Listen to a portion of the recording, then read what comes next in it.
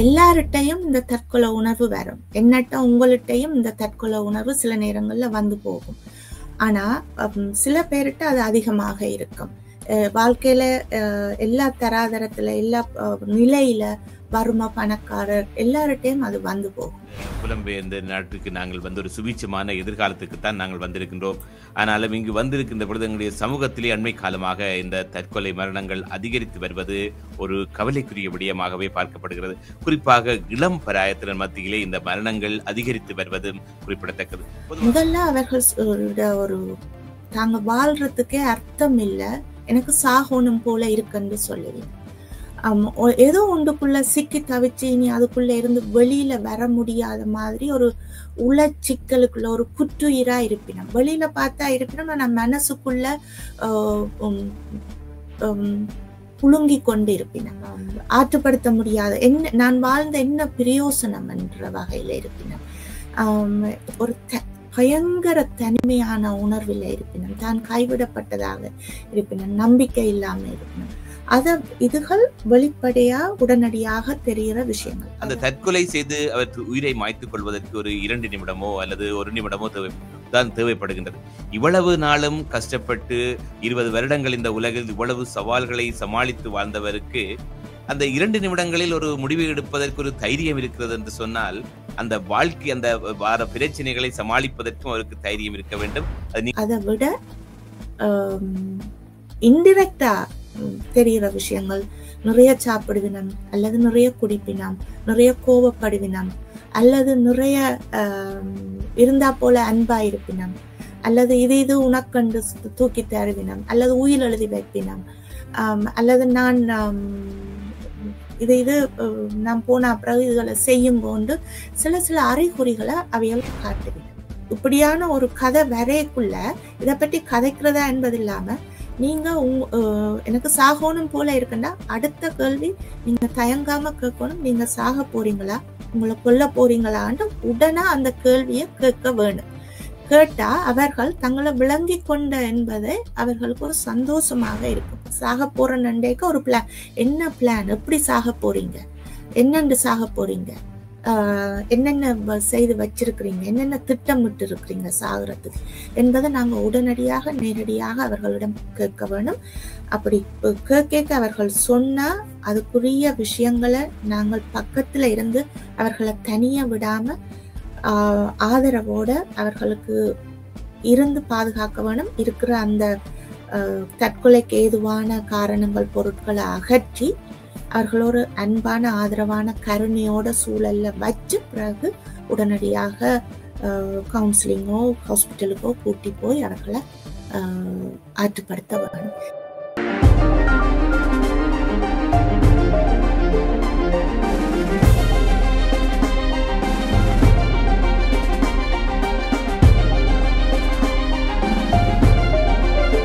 இன்றைய நாள் செப்டம்பர் மாதம் 10ஆம் தேதி உலக தற்கொலை தடுப்பு நாள், அதாவது வேர்ல்ட் சூசைட் பிரிவென்ஷன் டே. உலகத்தில் ஆண்டுதோறும் 7 லட்சத்துக்கு மேற்பட்டவர்கள் ஏதோ ஒரு காரணங்களுக்காக தற்கொலை செய்து கொள்ளுகின்றார்கள். ஆண்டுதோறும் இந்த எண்ணிக்கை அதிகரித்து வருவதாகவும் தகவல்கள் தெரிவிக்கின்றன. எங்களுடைய சமூகத்தின் மத்தியிலும் இந்த தற்கொலை மரணங்கள் அண்மை காலமாக அதிகரித்து வருகின்றன. குறிப்பாக இளம் பராயத்தின் மத்தியிலே இந்த தற்கொலை மரணங்கள் அதிகரித்து வருவது ஒரு கவலைக்குரிய விடயமாகவே பார்க்கப்படுகின்றது. இந்த நேரத்தில் எங்களுடன் Jane and Finch community settlement ஆபீசராக கடமையாற்றும் ராஜினி தார்சிசியஸ் இணைந்து கொள்கின்றார். வணக்கம் ராஜினி. வணக்கம் தர்மன். வணக்கம். வாய்ப்புக்கு நன்றி. நன்றி. இந்த வேளையில் இந்த சூசைட் பிரிவென்ஷன் டே அதாவது என்ன கருப்பொருளுக்காக கொண்டாடப்படுகின்றது, அதன் முக்கிய நோக்கம் என்ன? ஒவ்வொரு ஆண்டும் இந்த ஒரு தினம் அனுஷ்டிக்கப்படுகின்ற பொழுது அந்த ஆண்டுக்கென்று ஒரு கருப்பொருள் இருக்கும். இந்த ஆண்டுக்கு என்ன கருப்பொருளாக ஐக்கிய நாடுகள் சபை இதை அறிவித்து இருக்கின்றது? ஓகே, நன்றி. இது ஒரு கஷ்டமான ஒரு தலைப்பு, அக்களுக்குள்ள கதைக்குள்ள சங்கடமான ஒரு தலைப்பு. ஆனா இதை எடுத்திருக்கிறீங்க விழிப்புணர்வுக்காக நன்றி. இந்த தலைப்பு எடுத்ததுக்கு. இன்று சர்வதேச தற்கொலை தடுப்பு தினம். இதை உலக சுகாதார ஸ்தாபனம் இந்த தலைப்பை கொண்டு வந்திருக்கு. ஏனென்று சொன்னா தற்கொலை பற்றிய கலந்துரையாடலை நாங்கள் சமூகத்துல ஊக்குவிக்கணும், ஆக்களோட சரளமா கதைக்கணும். அதோட தீம் வந்து கருப்பொருள் வந்து changing the narrative on suicide. அதாவது நாங்க பக்கத்துல இருக்கிற ஆக்களோட இதை பற்றி கதைக்கிறது ஒரு சரளமாக கொண்டு போக வேணும். சங்கடப்பட தேவையில்லை, கஷ்டப்பட தேவையில்லை. இத கதைச்சா அது செய்திருவினம் அல்லது இன்னும் தூண்டும் என்பது அல்ல. அதை கொண்டு அதை சரளமாக்குறதுக்கும் சாதாரணமாக்குறதுக்கும் மற்றது நீங்க சொன்னது போல உலகளாவிய ரீதியில 7,20,000 மேற்பட்டாக்கள் ஒவ்வொரு வருடமும் தற்கொலை செய்யணும். அது மிகவும் ஆழமான வகையில ஒவ்வொரு உயிரின் இழப்பும் ஆழமான வகையில சமூக உள பொருளாதார தாக்கங்களை அவர்களுக்கு அருகாமையில் இந்த நண்பர், குடும்பம், வேலை இடங்கள், அவர்களுடைய சமூகங்கள் உலகளாவிய ரீதியில தாக்கங்களை ஏற்படுத்தி இருக்கு. ஸோ இதை தடுக்கிறதுக்கு இத நல்ல விஷயம் என்னன்னு சொன்னா இதை தடுக்கலாம். இதை சாதாரணமாக முன்கூட்டியே அந்த அறிகுறிகளை அறிஞ்சு கொண்டா நாங்க தடுக்கலாம். ஸோ இதை தடுக்கிறதுக்கான வளங்களை அரசாங்கங்கள், நிறுவனங்கள் எல்லாரும் ஒதுக்க வேணும், அதை செயல்படுத்த வேணும், விழிப்புணர்வை கொண்டுவர வேணும். மக்களுக்கும் இதுக்கான விழிப்புணர்வு போய் சேர வேணும். இதுக்கான ஆய்வுகள், ஆதாரங்கள் அடிப்படையில கண்டெடுத்த அந்த விஷயங்களை நடைமுறைப்படுத்த வேண்டும் என்பதற்காகத்தான் இந்த கருப்பொருள் கொண்டுவரப்பட்டிருக்கு. பொதுவாகவே நீங்கள் சொல்லியிருந்தீர்கள், இந்த இந்த விடயத்தை கதைப்பதற்கே யாரும் தயங்குவார்கள். ஆனாலும் ஒன்று நடந்த பிறகுதான் இப்படி இருந்திருக்கலாமே, இப்படி செய்திருக்கலாமே என்று இருக்கின்ற ஒரு பழக்கம் தான் எங்களுடைய சமூகத்திலே இருக்கின்றது. பொதுவாகவே யாரையும் கேட்டு சொல்லுவார்கள், ஒரு அறிகுறியும் எனக்கு தென்படவில்லை, அவர் இப்படி செய்ய போகிறார், அவர் இப்படி செய்ய போகின்றார் என்பதற்கான அறிகுறிகள் கூட தென்படவில்லை என்று. பொதுவாகவே நீங்கள் எப்பொழுதுமே இவர்களோட இந்த மனநல துறையிலே நீங்கள் ஈடுபட்டு கொண்டிருக்கிறீர்கள். மற்றது அடிக்ஷனுடன் அந்த அடிக்ஷன் பட்டு உள்ளவர்களோட உங்களுடைய தொடர்புகள் இருக்கின்றது, வீடற்றவர்களோட உங்கள் தொடர்புகள் இருக்கிறது. ஆகவே பொதுவாகவே இப்படிப்பட்ட பிரச்சனைகளுக்குள்ள இருப்பவர்கள் தான் இப்படியான முடிவுகளை அதிகமாக எடுப்பவர்களாக இருக்கிறார்கள். ஆகவே இவர்களிடம், அதாவது தற்கொலையோரால் செய்ய போகிறார் என்று சொன்னால் என்ன அறிகுறிகளை நாங்கள் அவர்களிடமிருந்து காணலாம், அவருடைய வாழ்க்கை எப்படியான ஒரு மாற்றத்தை காணலாம் என்று நீங்கள் சொல்லுவீர்களா? நிச்சயமாக. அவர்கள் தனியா இப்ப நீங்க சொன்னதோட சேர்த்து எல்லார்கிட்டையும் இந்த தற்கொலை உணர்வு வரும். என்னட்ட உங்கள்கிட்டையும் இந்த தற்கொலை உணர்வு சில நேரங்கள்ல வந்து போகும். ஆனா சில பேர்கிட்ட அது அதிகமாக இருக்கும். வாழ்க்கையில எல்லா தராதரத்துல, எல்லா நிலையில, வறுமை, பணக்காரர் எல்லார்கிட்டையும் அது வந்து போகும். ஆனா அத எப்படி அடையாளம் காண்றதுன்னு நீங்க கேட்கிற அந்த அறிகுறிகள் வந்து முதல்ல அவர்கள் ஒரு தாங்க வாழ்றதுக்கே அர்த்தம் இல்லை, எனக்கு சாகணும் போல இருக்குன்னு சொல்லுவீங்க. ஏதோ ஒன்றுக்குள்ள சிக்கி தவிச்சு இனி அதுக்குள்ள இருந்து வெளியில வர முடியாத மாதிரி ஒரு உளச்சிக்கலுக்குள்ள ஒரு குற்றுயிரா இருப்பினம். வெளியில பார்த்தா இருப்பினும் நான் மனசுக்குள்ள புழுங்கி கொண்டு இருப்பினம். ஆற்றுப்படுத்த முடியாத என்ன நான் வாழ்ந்த என்ன பிரயோசனம் என்ற வகையில இருப்பினம். ஒரு பயங்கர தனிமையான உணர்வில் இருப்பினம், தான் கைவிடப்பட்டதாக இருப்பினம், நம்பிக்கை இல்லாம இருப்பினம். இதுகள் வெளிப்படையா உடனடியாக தெரிகிற விஷயங்கள். அதை விட இன்டிரெக்டா தெரிகிற விஷயங்கள், நிறைய சாப்பிடுவினம், அல்லது நிறைய குடிப்பினம், நிறைய கோபப்படுவினம், அல்லது நிறைய இருந்தா போல அன்பா இருப்பினம், அல்லது இது உனக்கண்டு தூக்கி தருவினம், அல்லது உயில் எழுதி வைப்பினம், அல்லது நான் நான் போன பிறகு இதுகளை செய்யும் கொண்டு சில அறிகுறிகளை அவைகள் காட்டுவினம். ஸோ அந்த அறிகுறிகள் எல்லாமே எனக்கு உதவி தாங்கோ என்கின்ற தான் மறைமுகமாக அவர்கள் சொல்கின்ற விஷயங்கள். பொதுவாகவே இந்த புலம்பெயர்ந்த நாட்டுக்கு நாங்கள் ஒரு சுபீட்சமான எதிர்காலத்துக்குத்தான் நாங்கள் வந்திருக்கின்றோம். ஆனாலும் இங்கு வந்திருக்கின்ற பொழுது எங்களுடைய சமூகத்திலே அண்மை காலமாக இந்த தற்கொலை மரணங்கள் அதிகரித்து வருவது ஒரு கவலைக்குரிய விடயமாகவே பார்க்கப்படுகிறது. குறிப்பாக இளம் பராயத்தினர் மத்தியிலே இந்த மரணங்கள் அதிகரித்து வருவதும் குறிப்பிடத்தக்கது. பொதுவாகவே நீங்கள் தற்கொலை செய்கின்ற பொழுது ஒருவர் 20 வயதை கடந்து 50 வயதை கடந்து தற்கொலை செய்தார் என்று சொன்னால், அந்த தற்கொலை செய்து அவர் உயிரை மாய்த்துக் கொள்வதற்கு ஒரு 2 நிமிடமோ அல்லது 1 நிமிடமோ தான் தேவைப்படுகின்றது. இவ்வளவு நாளும் கஷ்டப்பட்டு 20 வருடங்கள் இந்த உலகில் இவ்வளவு சவால்களை சமாளித்து வாழ்ந்தவருக்கு அந்த 2 நிமிடங்களில் ஒரு முடிவை எடுப்பதற்கு ஒரு தைரியம் இருக்கிறது என்று சொன்னால், அந்த வாழ்க்கை அந்த வார பிரச்சனைகளை சமாளிப்பதற்கும் அவருக்கு தைரியம் இருக்க வேண்டும். அது நீங்கள் சொன்னது போல் அப்படியான உதவிகளை அவர் நாடுகின்ற பொழுதுதான் அவருக்குரிய அந்த விளக்கத்தை கொடுக்க முடியும் என்று சொல்ல முடிகிறது. பொதுவாகவே இந்த தற்கொலை மரணங்களுக்கு பொதுவாக உறவு முறைகளில் இருக்கின்ற ஒரு பிரச்சனை இருக்கலாம். ஏதாவது கணவன் மனைவிக்கு இருக்கிற பிரச்சனைகளோ அல்லது பெற்றோர்களுக்கும் பிள்ளைகளுக்கும் இருக்கின்ற பிரச்சனைகள் பொழுது அந்த முதலில் போய் பெற்றோரிடம் ஒரு பிள்ளை தவறு செய்து விட்டால் அதை இந்த தவறை போய் பெற்றோரிடம் சொன்னால் அப்பா அம்மா அதை ஏற்றுக்கொள்வார்களோ என்ற ஒரு பயம் இருக்கலாம். அதுபோல் கணவன் தவறு செய்தால் மனைவி தவறு செய்தால் இவரிடம் சொன்னால் எப்படியாக தனக்கு இந்த தவறினால் தன்னுடைய வாழ்க்கை எப்படி மாறப்போகின்றது, இவர்கள் மன்னிப்பார்களா என்ற ஒரு ஏக்கம் இருக்கின்றது. ஆகவே அந்த புரிந்துணர்வு இல்லாததும் ஒரு தற்கொலைக்கு அந்த முயற்சி தற்கொலை செய்பவர்களை தூண்டுகின்ற ஒரு விடயமாகவும் இருக்கின்றது.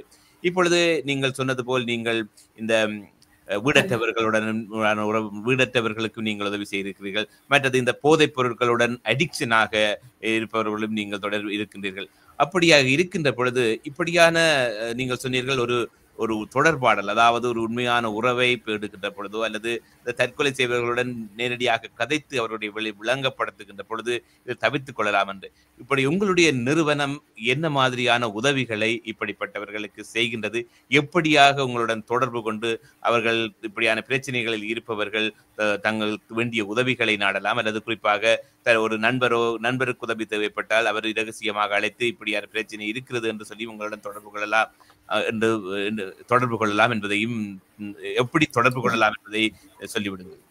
நிச்சயமாக இது எங்களுடைய நிறுவனங்கள் வந்து செய்கின்ற சேவைக்குள்ள இது ஒரு அவசர சேவையாக இருக்கின்ற தற்கொலை உணர்வோடு இருக்க தற்கொலைக்கு உள்ளான ஒரு அவசர நிலையில உடனடியாக நீங்க தயங்காமல் 911 அடிக்க வேணும், அல்லது பக்கத்துல இருக்கிற அவசர எமர்ஜென்சி பிரிவுக்கு நீங்க எடுத்து செல்ல வேணும். அந்த உணர்வு இருக்கண்டு நீங்க கண்டா உடனே.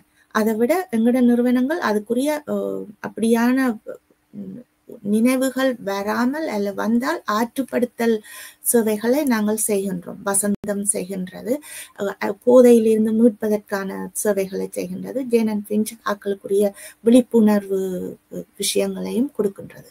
ஆனா இதுல என்ன இப்ப நீங்க சொன்ன மாதிரி அதுக்குள்ள உள்ளாகிறார்கள் என்று சொன்னா எந்த வெட்கமும் வேணாம், மற்றவர்கள் என்ன நினைப்பார்கள் என்று வேணாம். பிள்ளைகளோ சகோதரங்களோ வயோதிபர்களோ இந்த நிலைக்கு போகக்குள்ள நான் இருக்கிறேன் உனக்கு என்று சொல்கின்றது முக்கியமாக இருக்கின்றது. மற்றது நீங்க இதுல எக்ஸ்பர்டா இருக்கணும் என்பது இல்லை.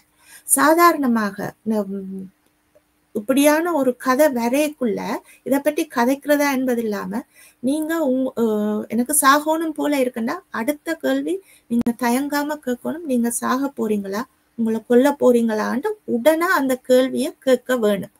கேட்டா அவர்கள் தங்களை விளங்கி கொண்ட என்பதை அவர்களுக்கு ஒரு சந்தோஷமாக இருக்கும். அடுத்த கேள்வி முதல் அவர்கள் ஏதாவது சொல்ல வந்தா அதை நாங்க கேட்க வேணும். எந்த தீர்ப்பும் ஏன் இப்படி யோசிக்கிற, இதெல்லாம் விசற்கதை அப்படி என்பது இல்லாம அவர்களுடைய கருத்துக்கு நாங்க முன்னுரிமை கொடுக்க வேணும். அதை விட இது இந்த பிரச்சனைக்கு தீர்வு காணலாம் என்பதை விட்டு உடனடியாக அவர்களுடைய மனதுக்கு அன்பான ஆதரவான வாழ்க்கையை வாழ்வதற்கான குறிக்கோள் என்ன என்பதை நாங்க அவர்களுக்கு தொடர்படுத்த வேணும். அவர்களுடைய பிள்ளைகளாக இருக்கலாம், சகோதரங்களாக இருக்கலாம், ஊர்ல இருக்கிற சகோதரங்களாக இருக்கலாம், ஏதோ ஒன்று வாழ்க்கையில் அடைய வேண்டிய பொறுப்பாக இருக்கலாம். அந்த வாழ்க்கையை வாழ்வதற்கான முக்கிய குறிக்கோள் அந்த நேரத்துல அவர்களுக்கு உணர்த்தப்பட வேண்டும். அடுத்தது அவர்களோட சீறிச்சினக்க கூடாது.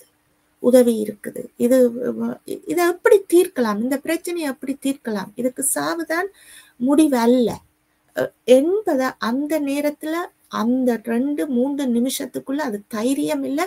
அவர்கள் பயந்து செய்கின்ற விஷயம், சமூக வெட்கத்தால களங்கத்தால செய்கின்ற விஷயம், அந்த மன நிலைய திசை திருப்புறத்துக்கு சாதாரணமாக நாங்கள் அவர்களிடம் இதை போட்டு உடைச்சு கதைக்க வேணும். நாங்கள் இதை கதைச்சோன்னு அவர்கள் திரும்ப தற்கொலை செய்யறதுக்கு நாங்கள் ஊக்குவிக்கிறோம் என்று யோசிக்க கூடாது. இது எத்தனையோ ஆய்வுகள்ல நிரூபிக்கப்பட்டிருக்கு. உடனடியாக அதை உடைச்சு கதைக்க வேணும். அவர்களுக்கும் தங்களுடைய எண்ணத்தை நாங்கள் விளங்கி கொண்டிருக்கிறோம் என்பது ஒரு ஆறுதலாக அதிலிருந்து விடுபடுவார்கள்.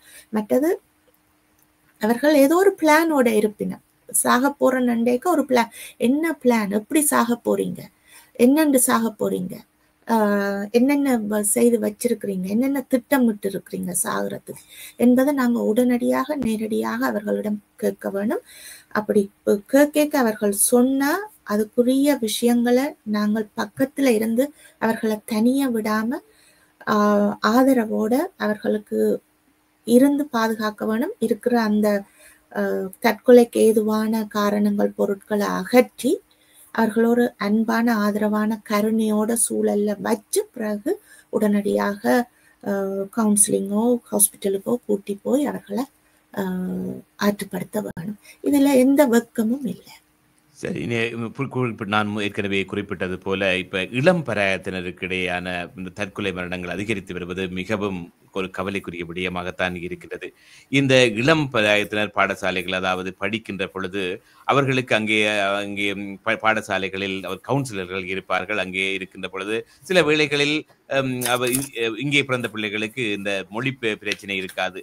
என்னவா இருந்தாலும் அவர்களுடைய இந்த கவுன்சிலர்ஸாக இருக்கின்ற பொழுது அவர்கள் எங்களுடைய கலாச்சாரத்துக்கு ஏற்ற முறையில் அந்த பிள்ளைகளை வழிநடத்துவார்களா என்பது ஒரு கேள்விக்குரிய விடயமாக இருக்கிறது. சில வேளைகளில் அந்த ஆலோசனைகள் எங்களுடைய தமிழ் குடும்ப சூழலுக்கு ஏற்றதாக இருக்கலாம் என்ற ஒரு எண்ணப்பாடு பொதுவாகவே இருக்கிறது. இப்படியானவர்களுக்கு உங்கள் நிறுவனம் சார்பாக, அதாவது இளம் பராயத்தினர், பாடசாலை மாணவர்கள் இப்படியான பிரச்சனைகள் இருக்கின்ற பொழுது அவர்களுக்கு நீங்கள் ஏதாவது உதவிகளை வழங்குகின்றீர்களா? நிச்சயமாக ஜேனன் பிஞ்ச் கம்யூனிட்டி சென்டர்ல இளம் பிள்ளைகளுக்கான சர்வீஸ் இருக்கு. மற்றது சர்வீஸ் மட்டும் என்பதில்லை, ஒரு வீடு மாதிரி, ஒரு சொந்தக்கார வீட்டை, அண்ணா மாமா மச்சான் வீட்டை வந்துட்டு போற மாதிரி அவர்கள் எந்த நேரமும் அங்க வரலாம். வந்து ஹலோ ராஜினி என்று எல்லாம், அல்ல ஹலோ டிலக்ஷன் என்று சொல்லி போட்டு வந்து இருந்து இருப்பினம் இருந்து போட்டு நான் ஒருக்கா உன்னோட கதைக்கோணும் என்று சொல்லிவினோம். பல இன பிள்ளைகள் வருவினம். மற்றது அவர்கள் வெளியில இருந்து தத்தளிக்கிறத விட அந்த சேஃப் ஸ்பேஸ், அது அங்க வந்து அவர்கள் கலந்துரையாடி மற்ற ஃப்ரெண்ட்ஸோடையும் செய்யக்குள்ள அவர்களுக்கு இருக்கிற பிரச்சனை எனக்கு மட்டும் பிரச்சனை இல்லை. மற்றது இது ஒரு வளமையான வாழ்க்கையில வர்ற ஒரு படிநிலை. இதை நாங்கள் சரியா கையாண்டா கடந்து போகலாம் என்பதை அவர்கள் கற்றுக்கொள்கிறார்கள். தனியா சர்வீஸும் நாங்கள் வழங்குகிறோம். மற்றது எந்த நேரமும் அவர்கள் அங்க பொப்பப் பண்ணக்கூடியதாக இருக்கு. வசந்தத்திலையும் அடிக்ஷன் கவுன்சிலிங் இருக்கு, உளநல ஆற்றுப்படுத்தல் இதுகள் இருக்கு. தனியாவும் வந்து கதைக்கலாம். ஆனா சில நேரங்கள்ல இப்படி கம்யூனிட்டி ஏஜென்சில வளங்கள் குறைக்கப்பட்டதாக இருக்கும். ஆனா மெயின் ஸ்ட்ரீம் ஏஜென்சில நிறைய வளங்கள் இருக்குது. ஜேனன் பிஞ்சில் எந்த நேரமும் மண்டே டு ஃப்ரைடே எந்த நேரமும் உங்களுக்கு மன சிக்கல் இருந்தா நீங்க வரலாம், வந்து கதைக்கலாம். ஏதோ ஒரு ஆள் உடனே உங்களுக்கு அட்டன் பண்ணி செய்யும். அங்க தனியா இந்த வயசு மட்டும் என்பதில்லை, 10 வயசுக்கு மேற்பட்ட பிள்ளைகளும் வந்து அங்க இருந்து ஹோம்ஒர்க் செய்யலாம், அல்லது கீறலாம், அல்லது அதுல இருந்து கேம் விளையாடலாம், அல்லது அவையர்களுக்குள்ள 2-3 பேர் ஒரு ஆர்ட் ஹோம்ஒர்க்கை தாங்களா சேர்ந்து செய்யற. ஸோ அது ஒரு சேஃப் ஸ்பேஸும் ஒரு கான்ஃபிடென்ட்டும் ஒரு கம்யூனிட்டி கனெக்ஷனும் வருது. இப்பெல்லாம் எங்கள்கிட்ட நிறைய ஃபர்ஸ்ட் டைம் வேலை செய்யற பிள்ளைகள் சின்னல இருந்து வந்தவர்களாக இருக்கிறார்கள். ஒரு ஆளுமையும் அவர்களுக்கு ஒரு சிறந்த ஆளுமையாக, தலைமைத்துவ ஆளுமையாக, பல பண்பாடுகளையும் பாகுபாடு இல்லாம பார்த்து பலதர மக்களையும் தங்களுக்குள்ள வசப்படுத்துற, அன்போட ஆதரவோட வசப்படுத்துற அந்த ஆளுமை அவர்களுக்குள்ள வர்றதை நாங்க கண்கூடாக காண்கிறோம். இன்றைய தற்கொலை தடுப்பு நாளில் இந்த தற்கொலை மரணங்கள் தவிர்க்கப்பட வேண்டும், இல்லாமல் செய்யப்பட வேண்டும் என்பதுதான் எங்களுடைய ஆசையாகவும் இருக்கின்றது. பொதுவாகவே நீங்கள் சொன்னீர்கள் பல சேவைகளை வழங்குகிறீர்கள். அது தமிழ் மக்களுக்கு ஒரு நன்மையான ஒரு விடயமாக இருக்கிறது, மிகவும் பிரயோஜனமான ஒரு விடயமாக இருக்கிறது. உங்களை தொடர்பு கொள்வதாக இருந்தால் என்ன தொலைபேசி இலக்கம், உங்களுடைய இணையதள முகவரி, அதுகளை இந்த வேளையில் நேர்களுக்காக பகிர்ந்து கொள்ள முடியுமா? நிச்சயமாக. என்னுடைய number 416-663-2733, Jane and Finch community centre. So இந்த அந்த இடத்துல நீங்க எடுத்து நீங்க என்னென்ன பல சேவைகள் இருக்கு. டாக்ஸ் இருக்கு, ஜுத் சர்வீஸ் இருக்கு, கலந்துரையாடல் இருக்கு, பெண்களுக்கான சேவைகள் இருக்கு, வருமான வரி சேவைகள் இருக்குது. வருடம் பூராகவும் தனிய வருமான வரி காலத்துல ஃபைலிங் காலத்துல மட்டும் இல்ல, எல்லா காலத்திலையும் கடந்த 10 வருஷத்துக்குரிய டாக்ஸையும் வருமானம் குறைஞ்ச ஆட்களுக்கு நாங்க செய்து கொடுக்குறோம். ஸோ எது தேவை என்றாலும் நீங்க எடுத்து கிடைக்கலாம். 416-663-2733 இந்த நம்பருக்கு எடுத்து நீங்க கேட்டீங்கன்னா உரிய வகையில நாங்க வழிப்படுத்தி விடுவோம். எங்களால செய்யக்கூடியதுகளையும் நாங்க செய்வோம். மற்றது ஆவணங்கள், citizenship documents, welfare, housing application, pension அதுகளும் நாங்க செய்து கொடுக்குறோம். நாங்க நன்றி. இந்த வேளையிலே இப்படியாக தமிழ் சமூகத்துக்கு வேண்டிய அனைத்து சேவைகளையும் ஒரே இடத்தில் கிடைப்பது என்பது மிகவும் ஒரு அரிய ஒரு விடயமாகவே இருக்கிறது. அதிலும் குறிப்பாக இந்த மனநல பாதிக்கப்பட்டவர்கள் அல்லது இந்த சூசைட், அதாவது தற்கொலை செய்ய எண்ணமுள்ளவர்களும் உங்களை தொடர்பு கொண்டு தங்களுக்குரிய ஆலோசனைகளையும் இந்த வேளையில் பெற்றுக்கொள்ளலாம் என்பதையும் இந்த நேரத்தில் நினைவுபடுத்திக் கொள்ளவிருக்கின்றோம். நன்றி. மீண்டும் ஒரு முறை இந்த நிகழ்ச்சியில் கலந்து கொண்டு உங்கள் கருத்துக்களை பகிர்ந்து கொண்டதற்கு மீண்டும் ஒரு பொழுதில் சந்திக்கலாம். நன்றி. நன்றி தர்மன். நன்றி.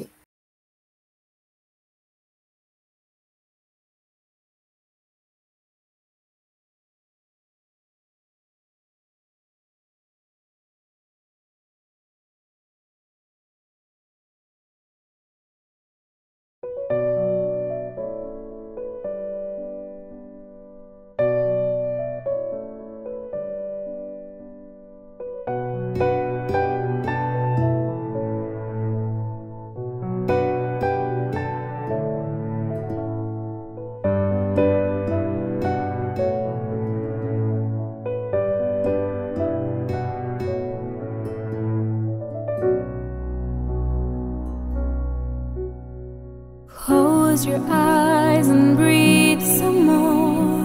Chase the thoughts away. Even when your doors are closed, light can find a way.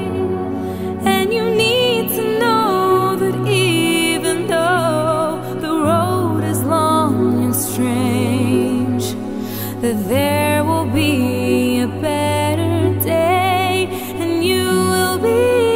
Change. Believe in you. Believe that dreams come true. Believe when your heart tells you that you will rise above. If you believe that you can set you free, free from the pain and sorrow. See what life brings tomorrow. Spread your wings and fly away far into your mind and find what you were looking for. Bring it back to your life.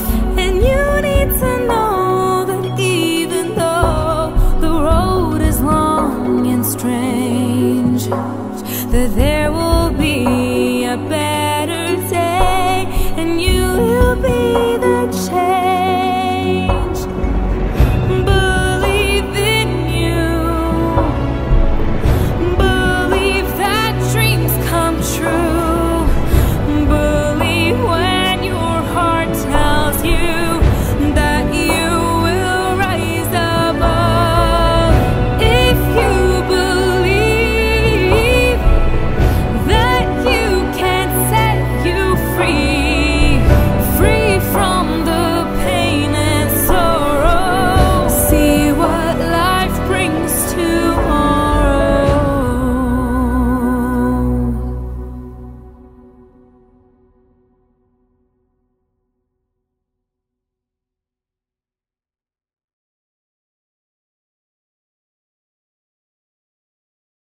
CMR YouTube சேனலில் இணைந்திருக்கும் நேர்கள் அனைவருக்கும் எமது நன்றி.